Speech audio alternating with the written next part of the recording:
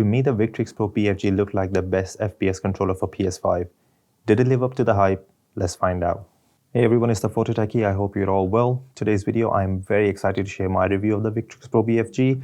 Just some information up front. If you are looking for info about the fight pad or the different D-pads, unfortunately, I can't provide that information because my reviews are based on FPS performance.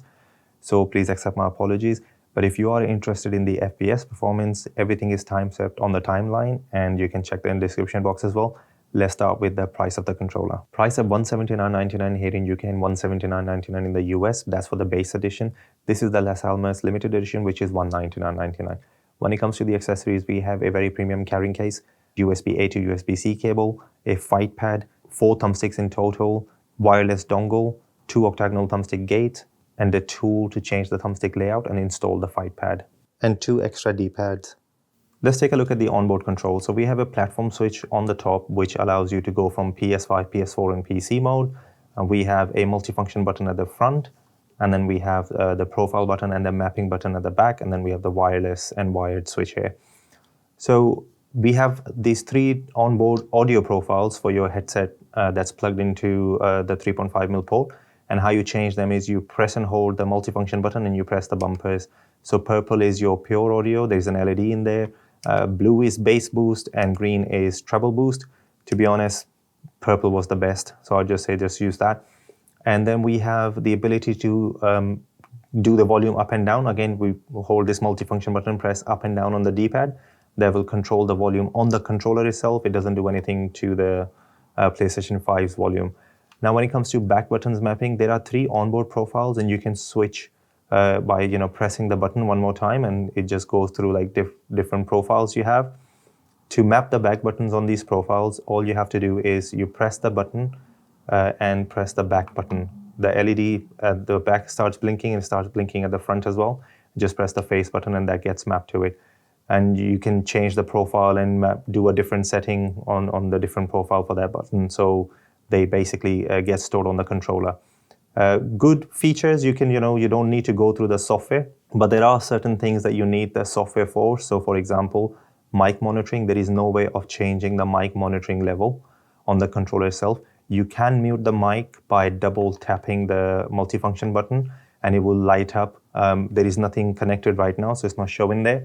But if you were to mute the mic, it will basically light up. I'll quickly show you here in the software if I mute it.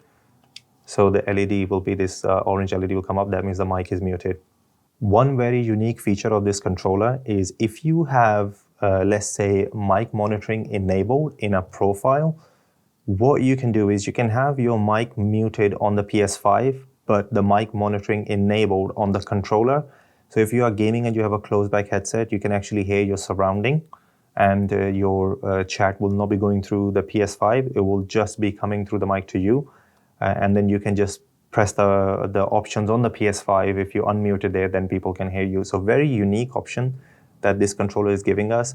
But unfortunately, you have to have the access to the software to turn the mic monitoring on or off.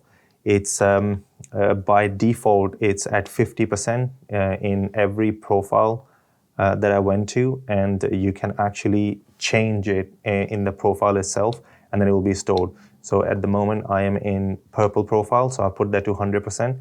But if I go into the blue profile, it's at 50%. So you can potentially have one profile where you have the mic monitoring turned on or off on the PC, and it will stay on the controller, and the controller will take that setting with it onto the PS5. Let's quickly have a look at the software as well. Okay, so this is the Victrix hub. It's on PC for the BFG. Unfortunately, I don't think we will ever get it on the PS5. They do have an app on Xbox, but that's just for the Gambit. But this is how you're greeted. It does recognize the color scheme of your controller as well, which is pretty amazing. And so we have configure, diagnostics, support, and update. Definitely check out, if there's an update available for your controller or not. But basically what you can do is you can remap any face buttons to anything else if you want to, but it has to be an option available on the controller. So if you're on the PC, you can't bind anything else like a keyboard mapping or whatever. So it has to be one of the options available on the controller. Same thing, we have the back pedals option, so allows you to basically map these. And then when we come to analog sticks, this is pretty interesting.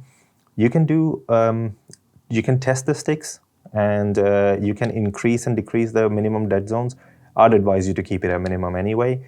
But yeah, if any drift or whatever happens, you can do that. And it actually changes the calibration when you increase these dead zones as well. So it might be advisable to use the software if you do get a little bit of drift. So maybe increase them in the software, not the in-game one, because you will get a little bit of a different response, which is a very unique feature the PDP and Victrix do on the controllers. And then we have like this mirror dead zone thing, swap sticks. I'll just do that for testing purposes, but you can do that there as well. You can test the sticks. When we go into the calibrate sticks, it just tells you the process of how to do the calibration. The software won't do it. So if you know the process, you can actually do this on PS5 as well. So you don't have to have the software. All we're doing is it shows you we have to press the multifunction button and press the stick in, the LED flashes, and you just rotate and then press one more time, and that's it. So that's pretty unique that you don't have to do it on the software itself. You can actually do it on the controller. Yeah, pretty neat feature there. Go to the triggers. They only allow us the minimum. We can't change the maximum dead zone, but the reason for that is the controller has auto max adjust dead zone settings. So the way I've done it is it has 5 different levels of trigger stops. I'm keeping it because they're so quick. I'm keeping it at the second one, and then I've increased my minimum to like 15. So when I mistakenly press or whatever, it doesn't register. So it gives me a little bit of a leeway, and that's amazing that they have the option for us to basically configure that. Unfortunately, you have to have an access to a PC to be able to utilize that. Last thing I've shown on the audio, you can do anything. There are no custom EQs, so we are stuck with the pure audio. Second is bass boost. Third is our treble boost. I would say just use the first one. They are really bad. The bass boost and the treble boost. Yeah, I absolutely did not like it.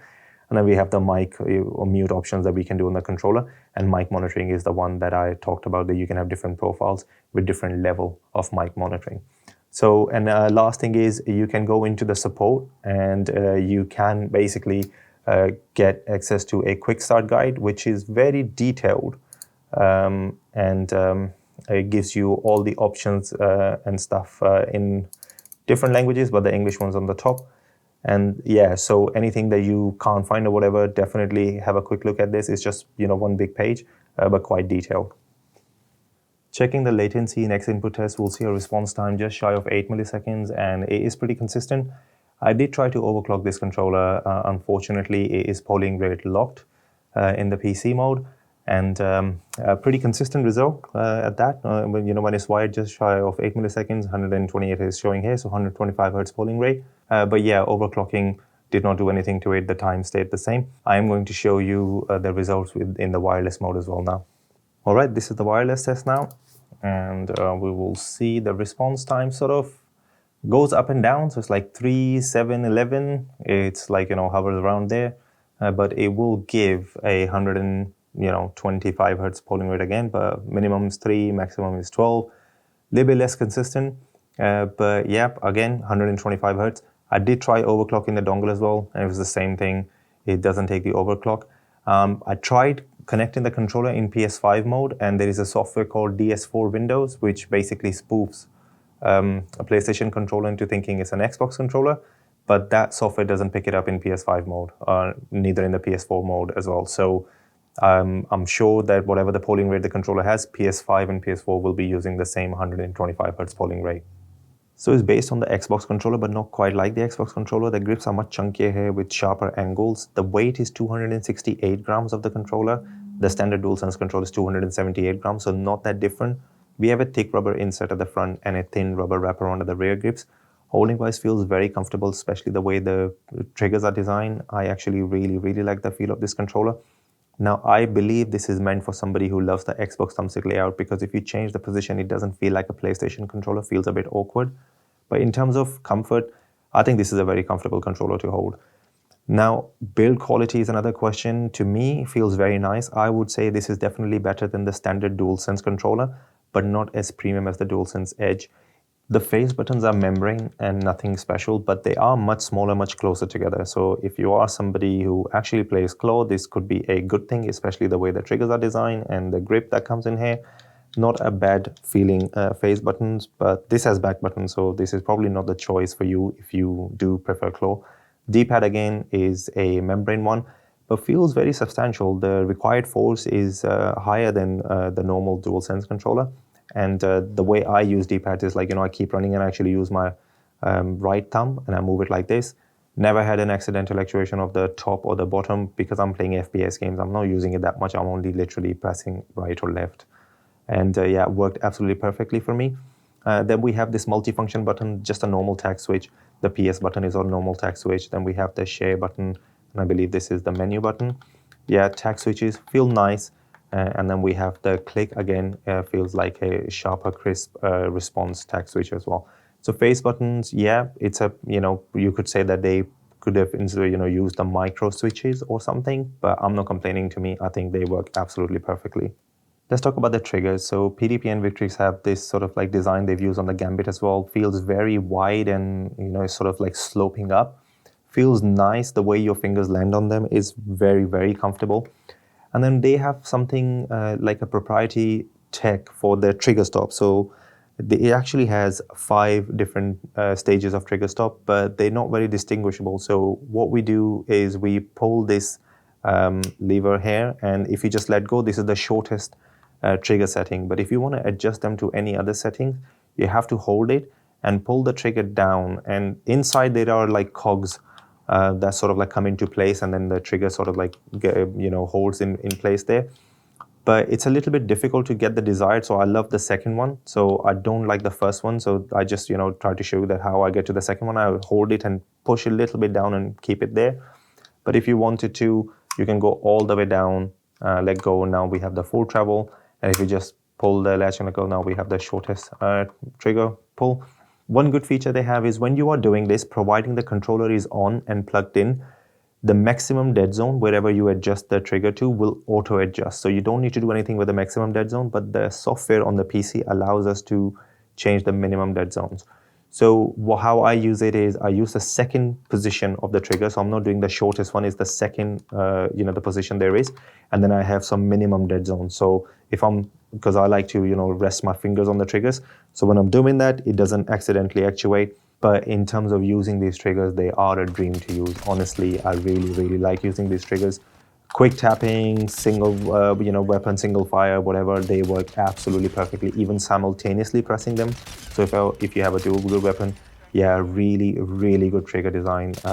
I think short of mouse click triggers, this is very, very good. I wish they had distinct stops, so you knew exactly where you were stopping. That's the only thing I can think of, and I wish, especially on this one, that we don't have an app on the PS5. I wish there was a way to adjust the minimum dead zone on the controller itself. So yeah, that's kind of a missing feature. But when we move on to bumpers, these bumpers, the way they're a little bit smaller, but they're tactile. They have a tag switch at the angle. They feel very, very tactile. And using them in game has been absolutely perfect, especially the way we are on the triggers, moving on to them. Is in Call of Duty, when you have to use them very quickly, it worked 100% of the time. Really good feeling. Don't feel cheap. Actuate from anywhere, and a very, very satisfying press as well of the bumpers. So I think triggers and bumpers, they always make them really good. This one do feel a bit more. The bumpers feel a bit more premium than the Gambit to me. So I don't know what kind of switches they've used, but yeah, I don't think anybody will have any complaints with the bumpers and triggers. Let's talk about the back buttons. We have 4, which is actually amazing, and they are in the grips, so they're not in the middle. They are just under your fingers. The way they've designed them, these are tag switches. I believe these are the flat tag switches, but they feel very nice. The resistance on them is quite good, so the force needed is kind of like, to me, feels perfect. No accidental actuations, and when I do need them, I actuate them right on point. How they have thought of this design is they want people to use the ring finger for the bottom and the middle for the top. Now, depending on your hand size, this can be a good or a bad thing. So for me, for example, the way I use the aiming on the right hand side, I do need the grip the ring finger for gripping the controller on the right hand side. That's just how I have trained my brain. If I lose that grip and I'm holding the controller like this, I just don't feel like that accurate with aiming. So good thing is, when I'm holding the controller and I'm only using my middle finger for the right hand side for bottom and top, because I don't have my ring finger on this corner, I'm actually pressing it from here, and it hasn't done anything to the button because I was worried that I might end up developing a lot of play or something like that, or it come out of alignment and it doesn't register. Nothing like that has happened. So I'm pressing it from this side and it still works perfectly every time. And the top one is very easy. You literally just move the finger, not an issue whatsoever. The left hand side, because the stick is a bit higher up, I can lose it because I'm not aiming with that one. I can lose a little bit of a grip, and I keep my ring finger on the bottom one, and the top one I use with my middle finger. So very, very good design. But performance wise, guys, yes, if you are crouching and shooting, not a problem. If the time jump spots, if that you to get to that particular spot, that time jump, oh my days, not a problem whatsoever. The way these buttons are designed, yeah, you get that actuation exactly when you need it, and no false actuations for me. So I do think when it comes to the back button design, if you can get adjusted to it, amazing. If you have small to medium hands, I think this will be perfect. But if you have larger hands and you like a little bit of a grip on the right hand side and you don't think you can lose it, you can still use it with your middle finger. So I do think when it comes to the back button design, and if you do need 4, this is definitely one of the best ones out there. Let's talk about the physical thumbsticks. So these to me feel like the Xbox size thumbsticks, and the rubber they've used here is actually quite grippy, very nice. And the whole design, you can actually change them. It's very good. It's a friction based one, so it's not magnetic, but it's a whole shaft that sort of comes off. I much prefer this one than, just the cap coming off, because it's happened to me on the Revolution 5 where they developed a play, and you really don't want that because it's such a strange feeling moving the stick and having that play. So this is really good. This is the tall one they give you. It's a good feeling one, but to be honest, I use Control Freaks. And when it comes to Control Freaks compatibility, PS4, PS5 ones are going to be very loose. So you will need Xbox ones, and Xbox ones fit here perfectly. Control Freaks don't work with every controller, depending how the grip is, how high the sticks are. But here, the Galaxies work really well. And when it comes to precision rings, again, enough room around the shaft to install a precision ring. Very good use of the precision ring on this controller. I only use the green ones, but yeah, this one, physical thumbsticks, the whole design, yeah, do feel like there's going to be a long-lasting one. So I don't have any complaints. The only problem I can think of is somebody who has a PS5. They're probably going to have PS4, PS5 Control Freaks, so it's an expenditure. If they love the Control Freaks, then they have to basically get those. But if you don't use Control Freaks, yeah, we have a tall option, and then we have this standard one. So, really, really good physical thumbstick modules. So thumbsticks aim and response. Like I showed in the software section, there are the options for minimum dead zones. You can, try and disable them, but there are some. If I have to guess, the perfect center position, I would say 1 to 2% dead zones, because the moment I try moving it, it starts moving it on the screen. Now, my sticks are flipped, so that's why it's moving, moving the right one and showing the left one there. But yeah, very minimal dead zones when you keep it at a minimum. And we're going to check the circularity. So these Victrix do a true raw mode, like I've shown in my previous videos for response curve. And that's what we get basically. So there is no outer dead zone on the sticks. It's actually the physical thumbstick gate that's stopping that square being made, which should be the shape they make if there is no outer dead zone, a physical one or a software one. So that's what we get. Nicely calibrated. Like I showed, there is a recalibration option as well. So when they start going out of calibration, you can actually recalibrate them as well. But I'm very happy. They're very equal on each side, especially the right one. And the response, when I talk about the gameplay experience, yeah, that really shows as well. So not bad, very good, minimal dead zones. Let's quickly check the precision tester as well. And so this will show us the full, basically with the physical thumbstick gate, the shape it makes. I'm going to use a precision ring to see what sort of shape we get within these, the maximum boundaries. Can it make a circle, or is it making any different shapes? So you will see that we can actually make a circle. So this is like the true kind of raw mode. We don't have any axial dead zones or anything like that going on. It's actually able to do the circle. Now in my testing, when I was showing the Hall effect sticks and the other ones, the potentiometer sticks, most of them able to do that. And the ones in my aim response video, I mentioned that the ones that make a circle, they feel smoother to aim with. And the ones that make that different shape, which is like a butterfly kind of shape, they are a bit of a higher hyper response. This is definitely towards the smoother side of things, guys. And playing MW2 with this was actually a really, really good experience. Aiming felt very snappy, very good, smooth, you know, tracking targets. I think everything was on point. You do feel connected to the aim. Now, one thing I have noticed, and I don't know, it might be that there is a little bit of a difference between this and the Gambit, and I think that's to do with the 125 hertz polling rate, because for some reason I just did not like playing on linear response curve with this one. So usually I like to play with a linear response curve. This one I much prefer dynamic or standard. I just didn't feel like the linear was like, you know, I was feeling connected to the aim. But yeah, that's one thing that I did notice. But when I go adjusted to the dynamic settings and to my personal, you know, preference for the sensitivities, yes, this is absolutely like amazing to aim with. And yes, you can get really connected to the aim. Wireless though, I would not advise using this wirelessly. I just, there was something off again. And I just didn't want to spend a lot of time trying to find the right sensitivity for wireless. And then, because I was really enjoying using the controller, honestly. And so I just wanted that, you know, consider experience. So I used it in wired only. I played a couple of games with the wireless and I did not like the feel of the controller. It felt like I was using a different controller completely.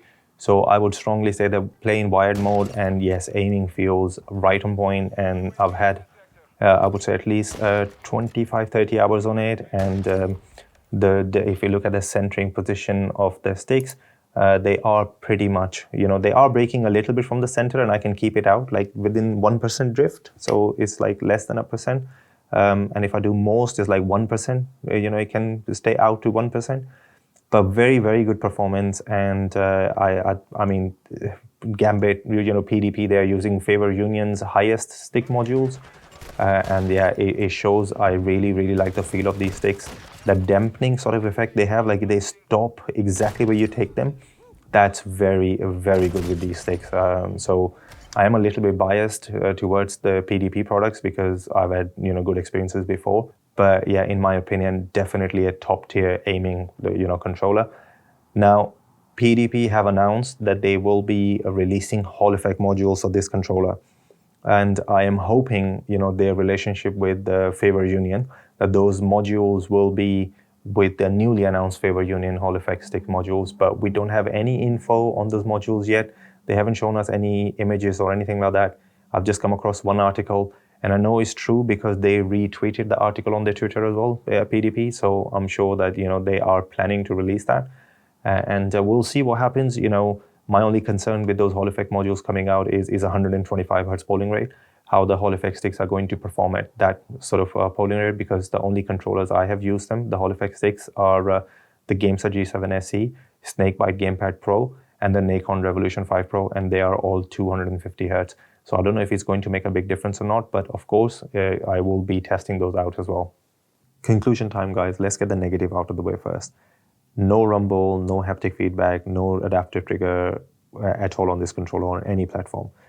And the audio experience was a mixed bag. So if you have high impedance headset like EPOS A6 Pro, this wasn't a good experience. Nova 1X, like lower impedance one, they were actually all right, but the bass boost and the treble boost just did not sound right to me. So the pure audio was the one to go with. The other thing is 125 hertz. Now that polling rate, this one felt a little bit different to me for aiming. So I did not like the linear response curve in Call of Duty on this one, which I usually prefer with other controllers. I don't know if that's a polling rate thing or it's just like how the controller is responding, but I did feel that this one felt a little bit different from the Victrix Gambit that I have a lot of hours on Xbox, and I really like using the controller. But once I got used to it, this is actually a decent performing controller. So those are the downsides for me. Response time and the polling rate, I need to do a bit more testing. So I will be doing a full comparison with the Nacon Revolution 5 Pro and Dusalsense Edge. But I want to do that once MW3 is out properly and I've had some game time on it. So bear with me for that one. So that might not be an issue, but at the moment I'm putting it as a potential negative. If we talk about the positives, This is the cheapest one for PS5 Pro controllers. The 4 back buttons are amazing. The triggers are really good. The sticks, once you get used to them, the response is actually really nice and dynamic, and standard response settings in Call of Duty felt absolutely perfectly. I think the whole package, the way this controller works, it's a top performing controller.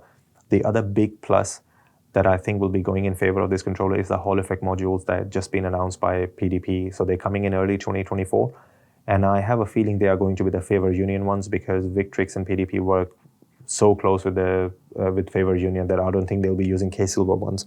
So that's a big plus that will be going in favor of this controller, because those modules, either they're going to be retail or they're going to be available from PDP Direct, but either way, we will be able to buy them anytime. So that's basically going to be a replacement module system for this controller. So if anything happens with your module, you can just potentially purchase one and at a later date, and your controller, is out of warranty, still has some life. So big plus. Like I said, performance is a plus for me. Price, the feel of the controller, I think it's a really good controller. But I do have a request. If you have used this controller and you're watching this video, can you please share your experience? If anything that went wrong, or anything that you didn't like, or there was any potential negative for you, if you could, leave them in the comments, because it will not only help me out, it will help other gamers out as well. And of course, positive experiences as well. Definitely leave those as well. I do hope that there was, enough information in this video, and what you were looking for, I did cover that. But if anything I missed out, definitely leave me a comment. I'll do my best to reply to every comment I get. And thank you so much for everybody who subscribed. Your support means a lot, guys. And thank you so much for watching this video. Hopefully, I'll catch you in one of my other ones. Bye for now.